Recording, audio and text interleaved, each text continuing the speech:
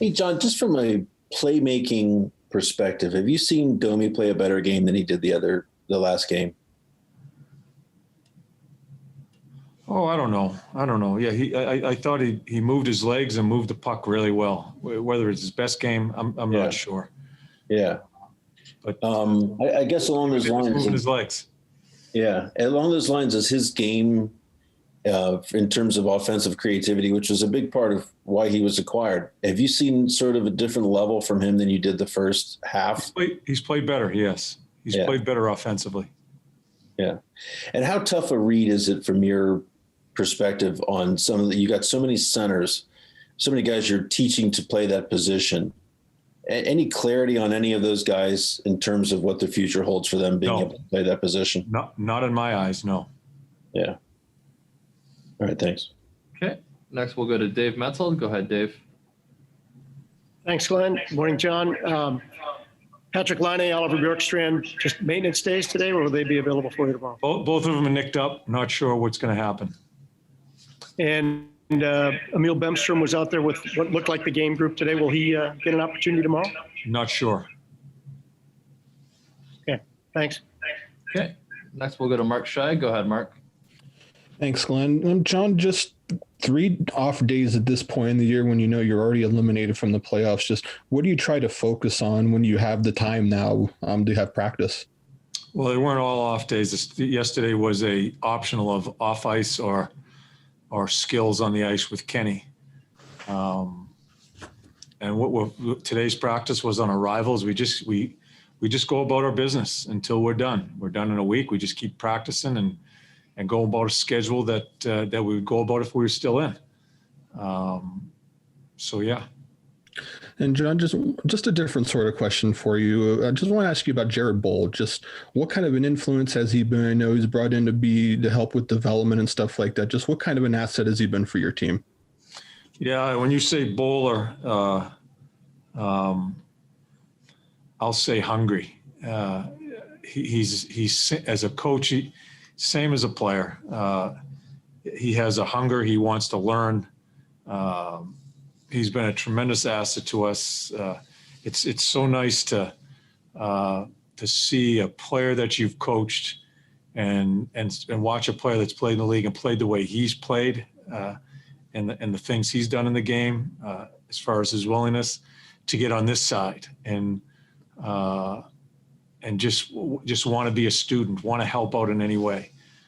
So we have slowly brought him along. He's doing now scoring chances for and against. He's in charge of charting those, giving them to the players after each game, involved in practices with Kenny, has come up with some good drills along the way. So it's nice to have a relationship with a guy in a different way for all the coaches with him. And I love the guy. I love him as a player. And he brings the same type of hunger to the coaching part of it as he did as a player. Thanks, John. Okay, next we'll go to Bailey Johnson. Go ahead, Bailey. Thanks, Glenn. Hi, John. The penalty kill has been pretty good in the last month, despite you guys have lost some of the most important penalty killers with like Foligno, Jenner, those guys. What do you attribute the success to over the last month?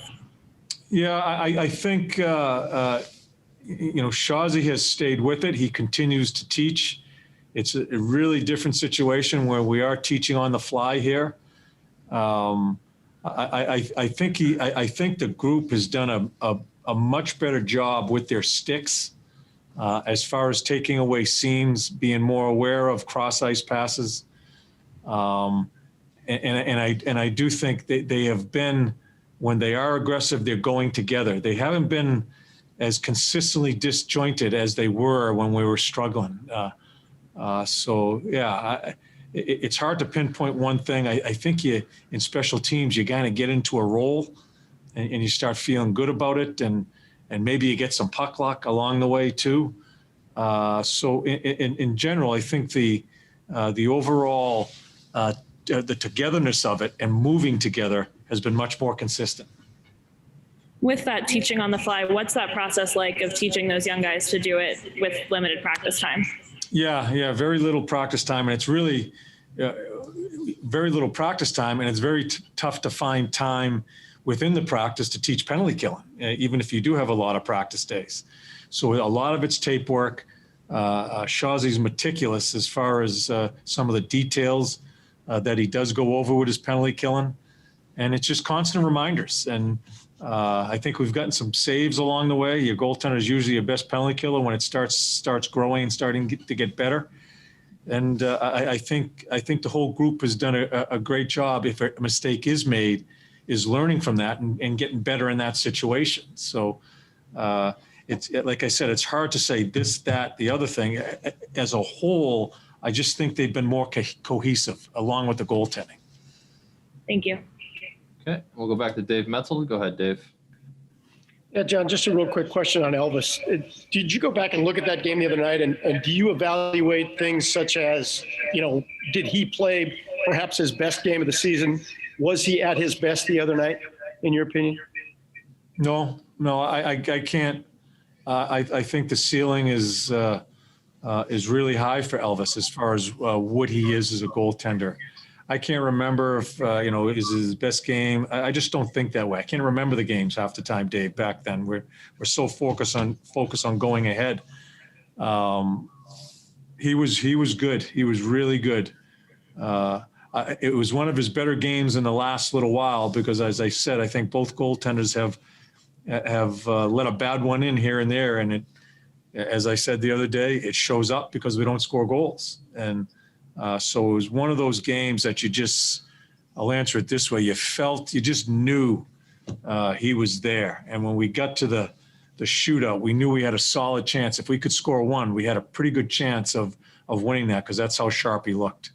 Do you find in dealing with goaltenders over the year, and I know it's not your necessarily your area of expertise, but that these guys, their demeanor changes a little bit when they know it's their net, whether it's, okay, it's going to be for this stretch of games or the rest of the, whatever it may be. Do you find that their demeanor changes a little bit and they're more comfortable in there? No, I don't think so. We did a lot of alternating early on here, and out of all the goaltenders I've coached, I don't look at it that way. I think there's always a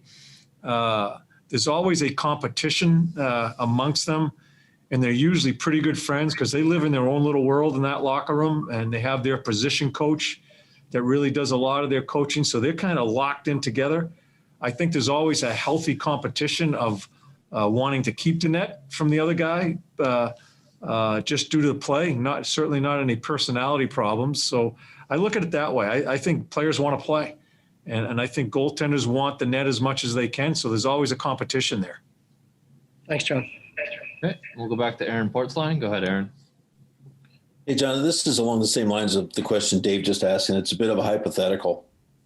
But, well, these guys, Elvis and Jonas, have shared the net and have known that they're sharing the net. We look ahead and assume that one of them is going to be a number one here or there somewhere else. Do you see either of these guys as being the type? That's a different thing, being the guy, the number one. Do you see these guys elevating when they are sort of given the keys to the car rather than sharing, if you know what I'm saying? Yeah, I don't, I'm not sure what's going to happen with them. I certainly don't want to talk about that. But as far as if you're talking about to make up the person, yeah. Yes, I do think they can handle that. And that part of the question, the hypothetical part, I don't want to touch that part of the question. It's a good question because sometimes I've seen goalies that have played really well, and they kind of know they're not going to get the 50, 55, 60 games. And it's a whole different mindset. But I don't think these guys are built this way. I do think if they are the guy and they're playing those types of games, I think they'll just be fine. I remember they were a big reason last year why we get in. They played so well. As I said, this year, I think it's been a little inconsistent along the way, along with a number of other things with this hockey club. But I know how good they can be, and I don't think there's any problem with the mental part of the game as far as being the number one.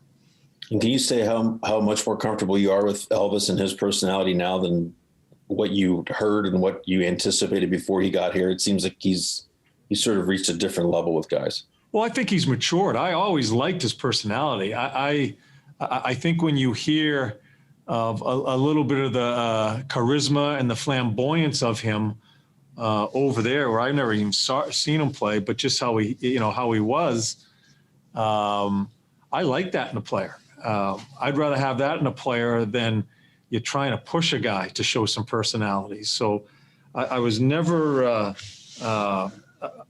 I was ready if I needed to curb it and make sure it gets in within the team concept. I'm always ready for that when you have personalities like that. I haven't had a problem with Elvis with that at all. We had one instance when he was just trying too hard in Winnipeg, where he cost us there. And that was a very important moment for him, I think. And I think he has really matured as a person and player in understanding being himself, but also understanding that position in the National Hockey League and respecting the league about just keeping your team in it. I think that's been a huge growth in him, and it's happened pretty quickly. Thank you.